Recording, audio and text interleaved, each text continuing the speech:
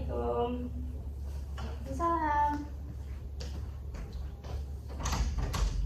Mari silahkan masuk. Silahkan tempat duduknya bisa dipilih yang paling nyaman. Mau di sini aja, Bu? Ya, silahkan. Sudah nyaman tempat duduknya? Sudah.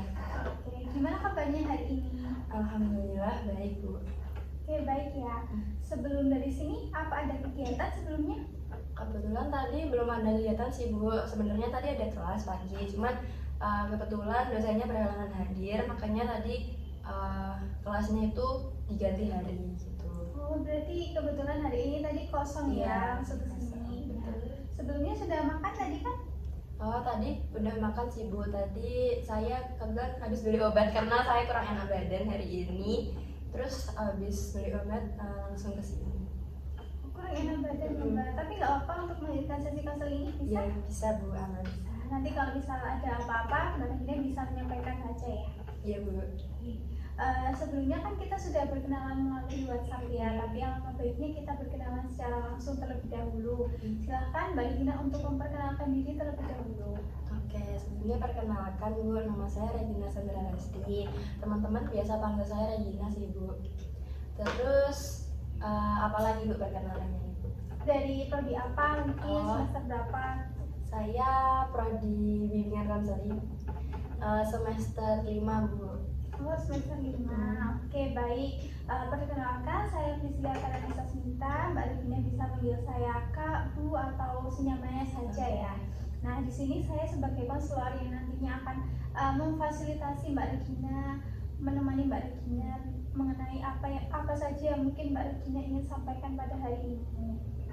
Nah, untuk sesi konseling kali ini akan berjalan selama 30 menit. Jadi Mbak Regina nanti bisa menyampaikan apa saja yang ingin Mbak Regina sampaikan. Nah, Mbak Regina juga tidak perlu khawatir, tidak perlu risau karena saya sebagai konselor juga terikat dengan kode etik, dan nantinya Mbak Regina ini tidak usah khawatir apapun yang disampaikan, pasti kerahasiaannya akan terjaga seperti itu. Oke, sebelumnya Mbak Regina sudah pernah mengikuti sesi konseling? Kebetulan belum pernah sih, Bu. Oh, jadi pertama kali ya. Kalau gitu bisa langsung kita mulai saja ya. Nanti karena mungkin keterbatasan waktu, jadi misal nanti konselingnya belum selesai, kita bisa menjadwalkan sesi konseling selanjutnya. Oke. Apa bisa dipahami? Bisa. Oke, silahkan Mbak Regina bisa menyampaikan apa yang ingin Mbak Regina ceritakan.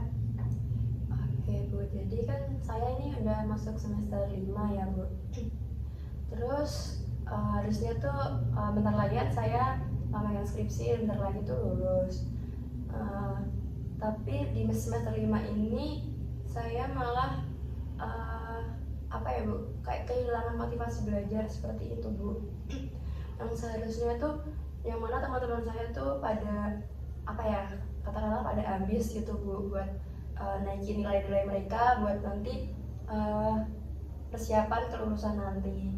Yang mana saya di sini di semester 5 bukannya malah semangat buat naikin nilai-nilai saya malah semangat belajar saya menurut saya tuh semakin menurun. Kayak misal ada tugas gitu, itu tuh saya kerjain, cuman ya udah asal ngerjain gitu aja, Bu. Terus misal kalau ada apa lagi ya, Bu, kalau menjelang ada kuis atau pretest gitu, saya tuh ya udah pokoknya ikut,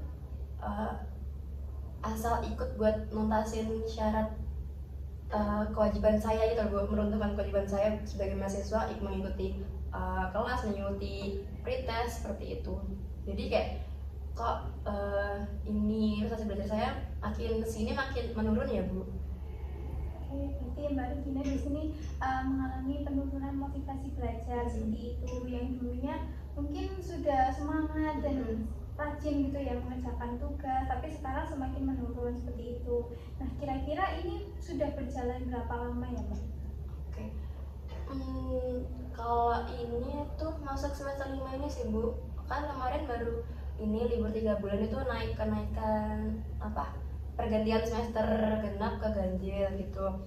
kemarin-kemarin tuh dari semester 1 sampai semester 4 saya tuh semangat, kayak misal ada tugas dari dosen ya Bu, terus udah saya langsung kerjain gitu, langsung kerjain itu, meskipun itu entah itu tugas individu atau tugas kelompok tuh pasti saya kerjain saat itu juga, seperti itu. Terus masuk di semester 5 ini semenjak hari pertama banget masuk kuliah itu kayak aduh, aku udah apa ya, kayak nggak ada semangat buat melanjutin ini, tapi kayak bentar lagi tuh aku lulus gitu, tinggal sedikit lagi, tinggal 3 semester lagi kan Bu, kayak saya mau nyerah tuh sayang gitu kan Bu. Terus yang harusnya itu semester ini harusnya semangat saya harusnya menggebu-gebu ya Bu buat menaikkan nilai-nilai saya tuh, justru malah kemana ini semangat saya, mana nih motivasi belajar saya kok hilang gitu. Saya nggak tahu kenapa kok masuk di semester 5 ini saya jadi ya udah penting aku masuk kuliah gitu aja. Dari permasalahan yang sudah Mbak Regina sampaikan, kira-kira apa yang ingin Mbak Regina capai untuk meningkatkan motivasi belajar Mbak Regina ini seperti dulu? Saya ingin menaikkan lagi, mengumpulkan lagi semangat belajar saya, motivasi belajar saya seperti dulu Bu. Kayak saya selalu semangat, selalu ngerjain tugas tepat waktu. Saya kerjain tugas tepat waktu, cuman ya udah asal ngerjain gitu. Saya ingin mengerjakan tugas itu semaksimal mungkin sesuai dengan kapasitas yang saya miliki, sebisa saya, nggak yang asal ngerjain tugas gitu. Setidaknya saya mengerjakan tugas yang diberikan oleh dosen itu sebaik mungkin, seperti itu. Dari apa yang sudah Mbak Regina sampaikan, apa yang ingin Mbak Regina capai, nah sekarang coba bayangkan Mbak Regina ini sedang ada di situasi malam hari seperti itu, dan Mbak Regina ini tertidur dengan pulas. Nah saat terbangun nanti, bayangkan jika terjadi suatu keajaiban. Nah keajaiban apa yang ingin Mbak Regina dapatkan untuk mengatasi permasalahan yang Mbak Regina alami? Saya agar bisa ini Bu, tugas-tugas saya itu terselesaikan tepat waktu dan juga maksimal gitu, maksimal di sini agar saya tuh bisa mengerjakan tugas itu sebisa saya, seterbaik mungkin, nggak yang asal mengerjakan tugas seperti itu Bu. Terus jadi saya semangat buat naikin nilai saya, seperti aktif di kelas seperti itu Bu. Terus apalagi ya Bu, buat menaikkan semangat belajar saya ya Bu. Itu sih Bu, kurang lebih mengerjakan tugas tepat waktu, mengerjakannya dengan maksimal, terus belajar sih Bu. Biasanya tuh saya sebelum pretest kayak yang tadi saya sebutkan itu, biasanya saya mempersiapkan terlebih dahulu, entah itu di malamnya atau 1 hari sebelumnya. Tapi sekarang tuh jadi kayak ya udah, kemarin udah udah belajar di kelas, jadi kayak ya udahlah, besok pretest sebisa saya, semampu saya gitu sih Bu. Oke, jadi Mbak Regina ingin keajaiban itu, tugas-tugas Mbak Regina ini terselesaikan dengan maksimal. Iya, betul. Nah, jika keajaiban itu terjadi, kira-kira siapa orang pertama yang mengetahui keajaiban itu terjadi pada Mbak Regina? Mungkin teman saya ya Bu, karena saya di sini kan kebetulan anak rantau. Terus semuanya yang saya alami itu saya ceritakan ke teman saya. Terus itu sih Bu, teman saya, maksudnya teman kelas saya. Oke, lalu bagaimana respon dari teman Mbak Regina ini mengetahui keajaiban itu? Mungkin dia bangga kali Bu sama saya, karena dia kan juga tahu, karena saya bilang saya jadi malas-malasan nih semester 5, aku jadi malas nih buat kuliah gitu. Saya ceritain semuanya kan sama dia. Terus mungkin kalau saya semangat lagi kayak dulu, mungkin responnya bangga sih Bu, kayak Regina yang dulu tuh kembali lagi, Regina yang semangat buat naikin nilai-nilainya itu balik lagi, seperti itu sih. Oke, lalu respon dari Mbak Regina sendiri bagaimana melihat itu? Tentunya saya bangga ya Bu, karena ini ya tujuan yang saya inginkan itu tercapai gitu. Terus secara tidak langsung kan teman saya juga bangga ya Bu, karena saya ada kemajuan gitu di semester ini yang tadinya saya malas-malasan gitu. Yang tadinya malas-malasan, terus ini saya jadi semangat lagi gitu. Nah, kira-kira kalau ada keajaiban lagi yang kedua, kira-kira apa itu keajaiban yang Mbak Regina inginkan? Keajaiban yang kedua, tadi kan tugas-tugas terselesaikan ya Bu. Mungkin yang kedua ini Bu, saya jadi semangat belajar. Jadi sering ke perpustakaan ini saya sudah memasuki mengerjakan proposal gitu Bu. Saya tuh belum pernah ke perpus, jadi saya ingin ke perpus gitu Bu.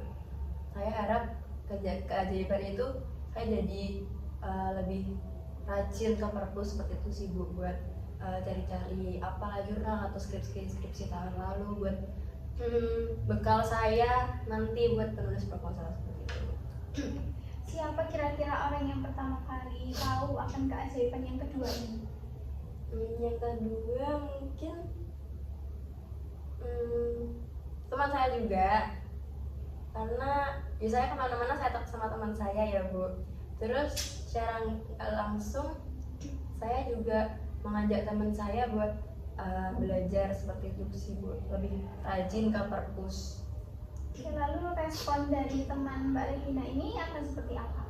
Mungkin dia akan senang juga, karena sebelumnya kan kita kan bareng-bareng, sebelumnya kita belum pernah ke perpus. Terus setelah ada keajaiban itu kan secara nggak langsung saya mengajak teman saya buat pergi ke perpus. Dengan perginya ke perpus, kayak nanti saya bilang itu bisa cari referensi jurnal gitu Bu, buat nanti membantu saya dan juga teman saya ini buat mengerjakan proposal yang saat ini sedang saya kerjakan seperti itu. Oke, lalu perasaan Mbak Regina sendiri ini bagaimana?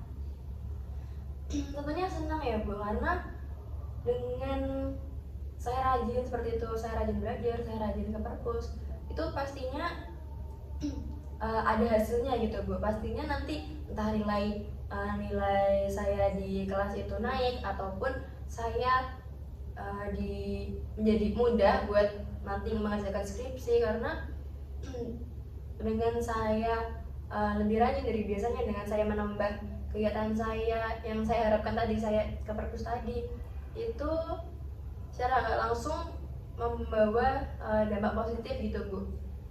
Saya yakin karena semua usaha pasti akan ada hasilnya, nggak ada usaha yang akan sia-sia sih Bu. Menurut saya seperti itu sih Bu. Pastinya saya akan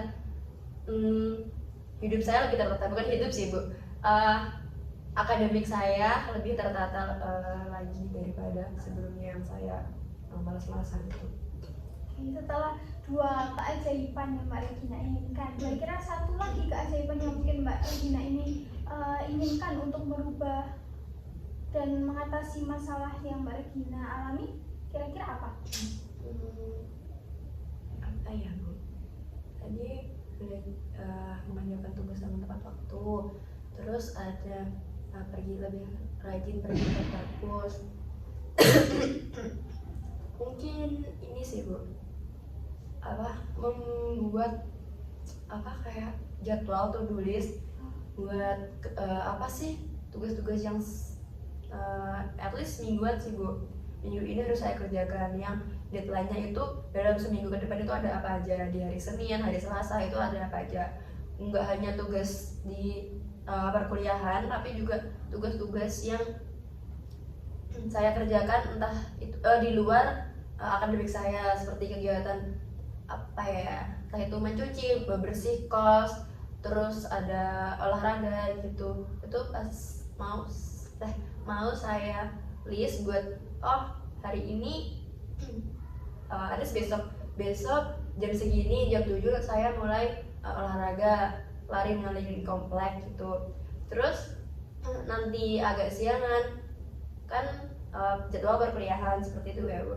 Terus sehabis perkuliahan nanti baru saya mengerjakan tugas yang kemarin itu dosen berikan kepada saya, yang nanti deadline-nya saya juga urutkan sesuai dengan hari dan juga tanggal yang tercepat seperti itu Bu. Jadi setidaknya kegiatan yang saya lakukan itu urut, runtut, terus jelas gitu. Jadi kayak saya nggak, kan kayaknya saya males itu karena saya tuh nggak tahu mau ngelakuin apa sih ya Bu. Jadinya dengan adanya jadwal itu, dengan saya membuat jadwal itu, saya jadi lebih tertata hidupnya. Mulai dari pagi bangun tidur sampai nanti malam mau tidur lagi seperti itu. Jadi dengan adanya jadwal tersebut saya harap bisa mengubah saya, bisa menjadikan saya ini menjadi pribadi yang lebih produktif seperti itu. Jadi Mbak Regina ingin membuat to-do list gitu ya, seperti apa nanti kegiatan yang akan Mbak Regina jalani.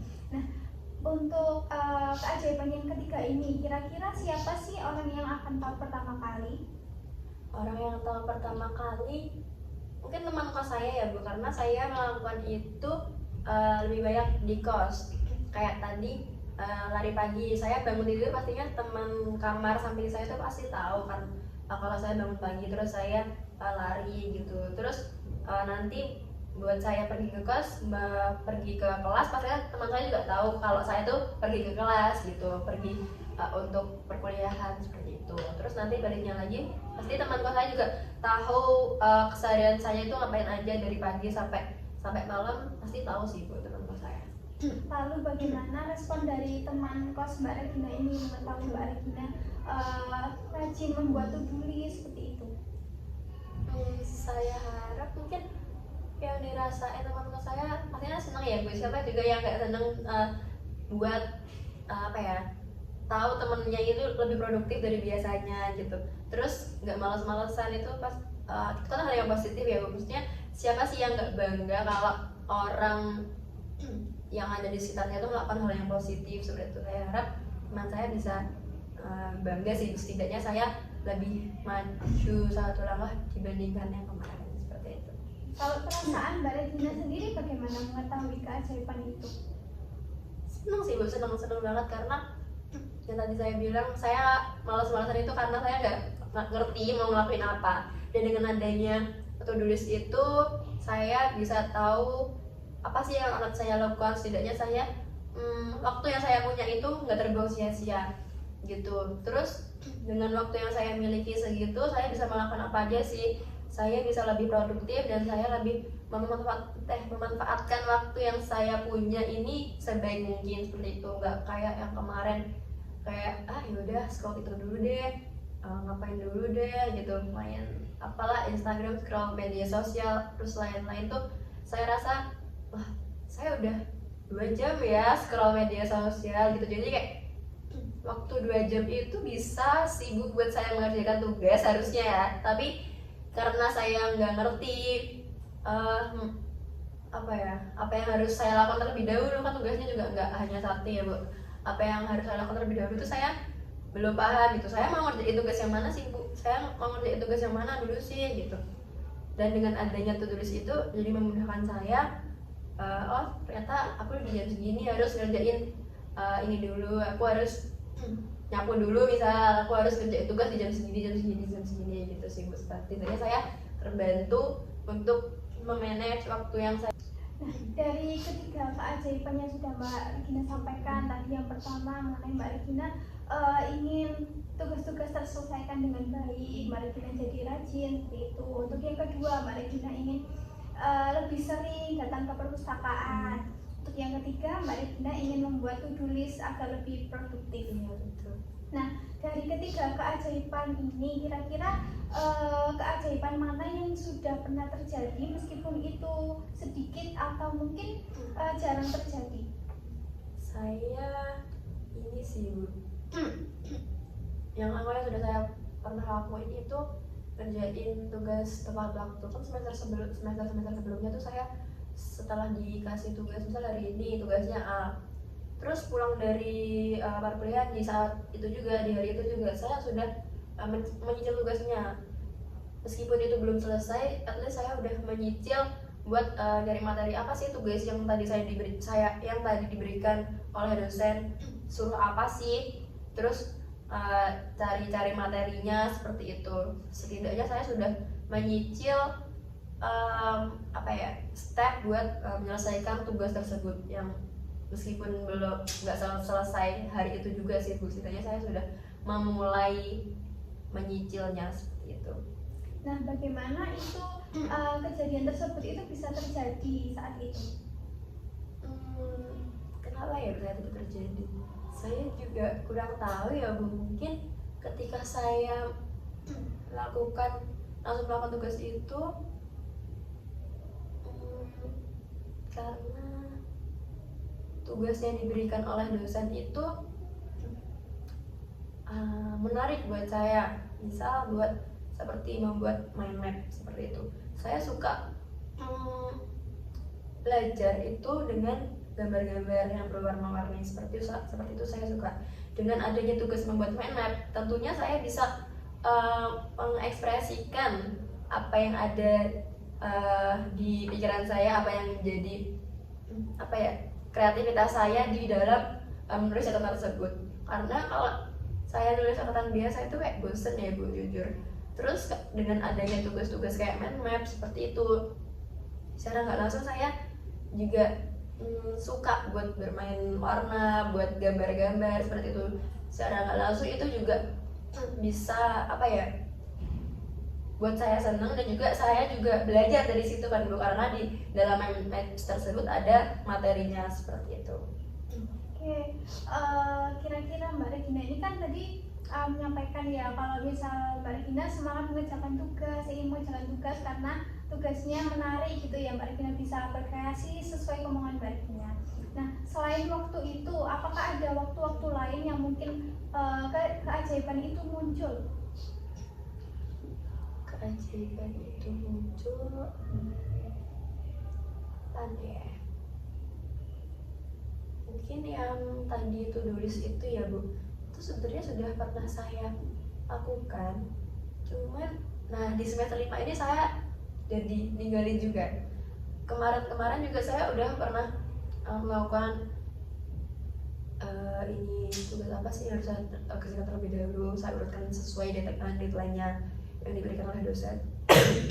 Terus di semester 5 ini jadi kayak udah sih ngerjain aja, tadi ada tugas ini, cuman ada di ingatan saya aja Bu, nggak sampai saya tulis, saya list secara runtut tugas A, B, C dengan deadline kapan sih, enggak sih Bu. Dulu sih sudah pernah saya lakukan ya Bu. Saat itu bagaimana kejadian itu bisa terjadi? Bagaimana Mbak Regina ini ada keinginan untuk membuat to-do list seperti itu? Mungkin karena saya dulu itu, menurut saya tugas di semester lalu itu lebih banyak daripada di semester 5 ini. Dari itu saya mau nggak mau kan harus mengerjakan tugas yang sebanyak itu dalam waktu katakanlah 1 minggu. Saya mau nggak mau harus mengerjakan itu, dan gimana sih caranya biar aku itu bisa ngerjain tugas sebanyak itu dalam waktu 1 minggu itu.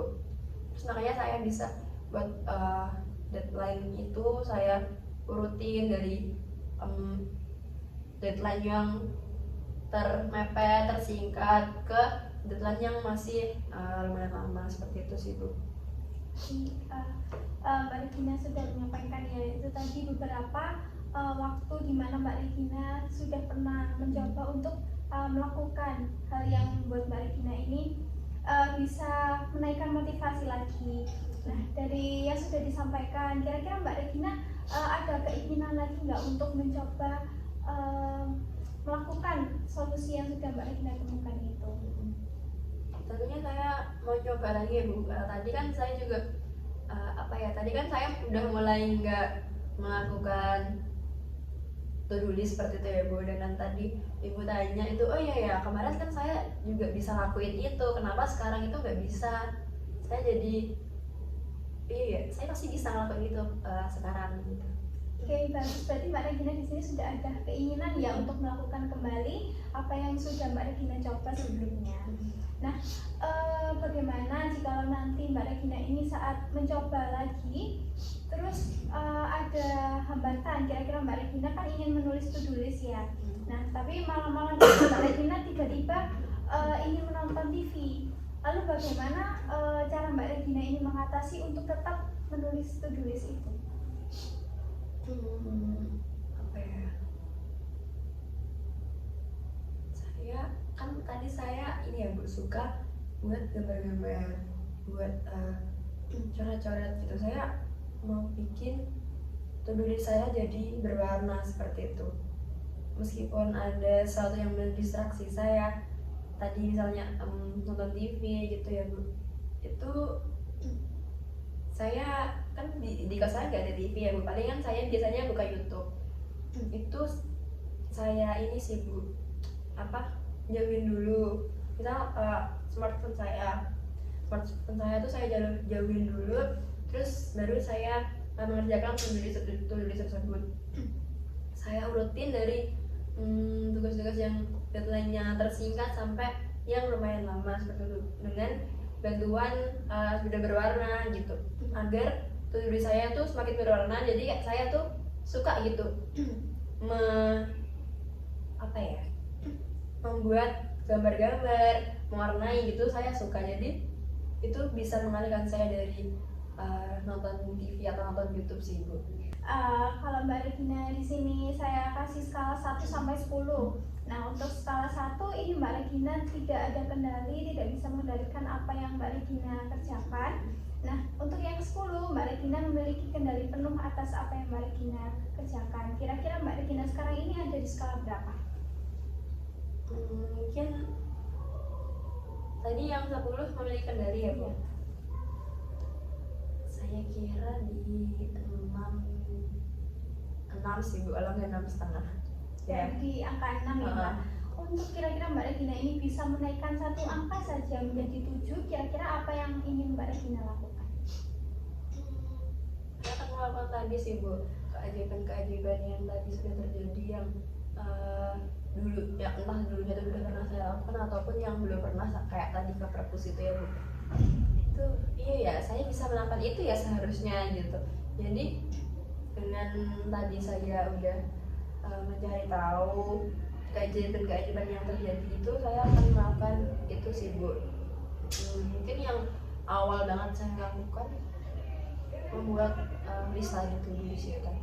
Baik, jadi Mbak Regina untuk langkah pertama saat ini kita membuat to-do list terlebih dahulu ya. Oke, jadi mungkin untuk sesi konseling kali ini sepertinya sudah berjalan lebih dari 30 menit ya Mbak.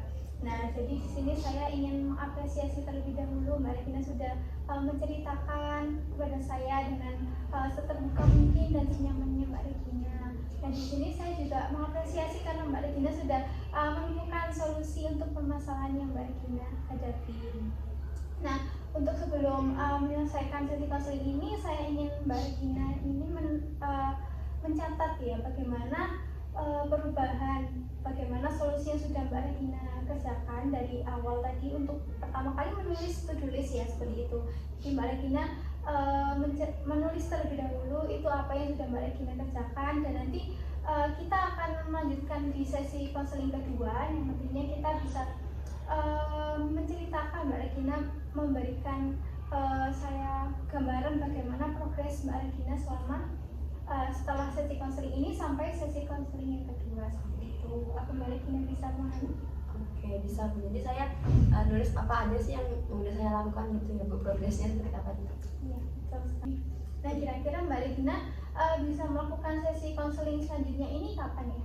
Mungkin di hari Jumat ya Bu, cuma di jam 10 karena Jumat depan saya ada kelas. Tadi kebetulan saya di pagi hari ada kelas. Nah, kebetulan yang kelas pagi itu selesainya jam 10-an. Jadi bisa Bu, sekitar jam 10-an itu atau jam 11 di hari Jumat. Oke, di Jumat ya. Nanti kalau semisal ada kendala atau apapun kita bisa bicarakan lewat WhatsApp ya, seperti itu. Oke, saya akhiri sesi konseling kali ini. Terima kasih Mbak Regina dan sampai jumpa pada sesi konseling selanjutnya. Terima kasih Bu. Ya, Terima kasih. Saya pamit ya Bu. Iya, mari saya antar.